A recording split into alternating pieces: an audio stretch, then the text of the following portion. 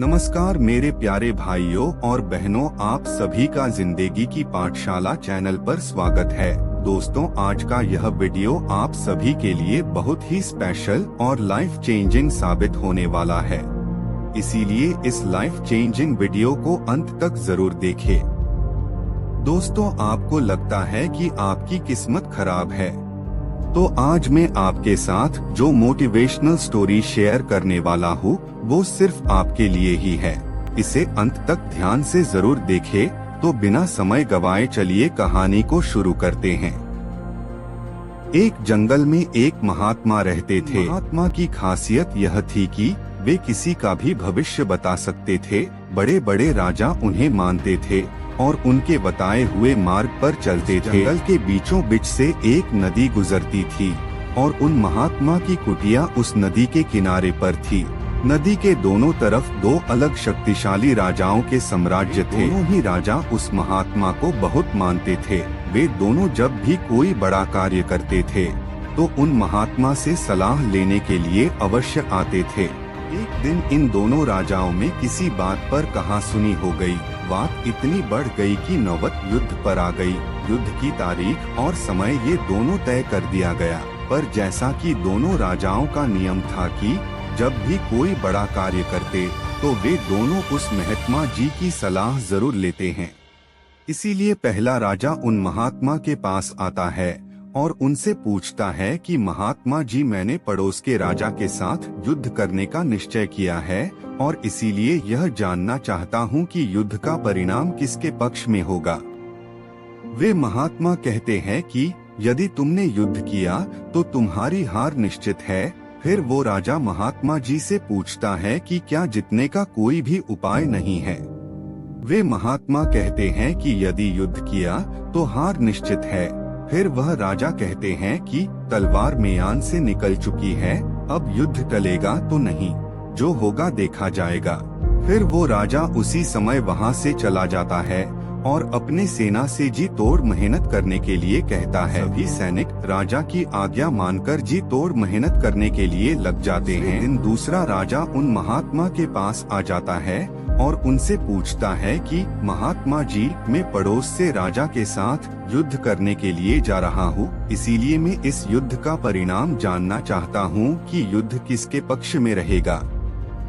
वे महात्मा कहते हैं कि निसंदेह जीत तुम्हारी है और उस राजा के पास तुम्हें हराने का कोई उपाय नहीं। उन महात्मा की बात सुनकर वो राजा बहुत ही ज्यादा प्रसन्न हो जाता है। सीधा जाकर उसने सेना को यह खुशखबरी सुनाता है कि युद्ध में उनकी जीत पक्की है। ये बात सुनकर उस राजा के सैनिक भी बहुत खुश हो जाते हैं और युद्ध की तैयारियों में लग जाते हैं। समय बीतता है और युद्ध का दिन आ जाता है। हेरिया बजाई जाती है और युद्ध शुरू हो जाता है। सेनाएं एक दूसरे के साथ भीड़ जाती है और मार काट। देखते ही देखते जिस पहले राजा की हार निश्चित थी, वे दूसरे राजा की सेना को ढेर कर देती है और पहला राजा वो युद्ध जीत जाता है जिसे उन महात्मा ने कहा था कि वो युद्ध हारेगा। युद्ध जीतने का बाद वो पहला राजा उन महात्मा के पास चला जाता है और उनसे पूछता है कि महात्मा जी, अपने तो कहा था कि मैं तो वो युद्ध हार जाऊंगा, लेकिन मैं तो युद्ध जीत गया। आपकी भविष्यवाणी गलत कैसे निकली? फिर वे महात्मा उस राजा से कहते हैं कि मैंने तो वो कहा जो तुम्हारे भाग्य में लिखा था, लेकिन तुमने अपने कर्म से अपने भाग्य को बदल दिया। तुम्हारी जीत का कारण यह है कि तुमने भाग्य से ज्यादा अपने कर्म को आवश्यक समझा और उस दूसरे राजा ने अपना सब कुछ भाग्य पर छोड़ दिया। उसने अपने कर्म से ज्यादा अपने भाग्य को आवश्यक समझा और पूरे समय निश्चित से भरा रहा, जिसके कारण आज तुम विजयी हो और वो तुम्हारा बंधक है। दोस्तों, यह बात सच है कि सब कुछ हमारे हाथ में नहीं होता है। यह भी सच है कि बहुत कुछ हमारे हाथ में होता है, लेकिन हम उसे भी भाग्य के भरोसे छोड़कर जीवन भर रोना चुनते हैं। दोस्तों, लोग जानते हैं कि स्वस्थ कैसे रहा जा सकता है, लेकिन समय न होने का बहाना बनाकर वे अपने अंदर बीमारी पालते रहते हैं और जब कोई गंभीर बीमारी हो जाते हैं तो वे लोग अपने भाग्य को दोष देना शुरू कर देते हैं। दोस्तों, अगर आज हम किसी समस्या में हैं, तो वे सिर्फ हमारे पुराने गलत कर्मों के कारण है, और कल अगर हम इस समस्या से निकलेंगे तो वे सिर्फ आज के अच्छे कर्मों के कारण ही निकलेंगे। अगर आप आज कुछ नहीं करते हैं तो कुछ तो होगा ही, और वो आपका भाग्य है। और अगर आप आज अपने बुद्धि का इस्तेमाल करके वो करते हैं जो आप करना चाहते हैं, तो वो आपका कर्म है। तो ये आपके ऊपर है कि आपको कुछ करना है या अपने भाग्य के भरोसे बैठे रहना है।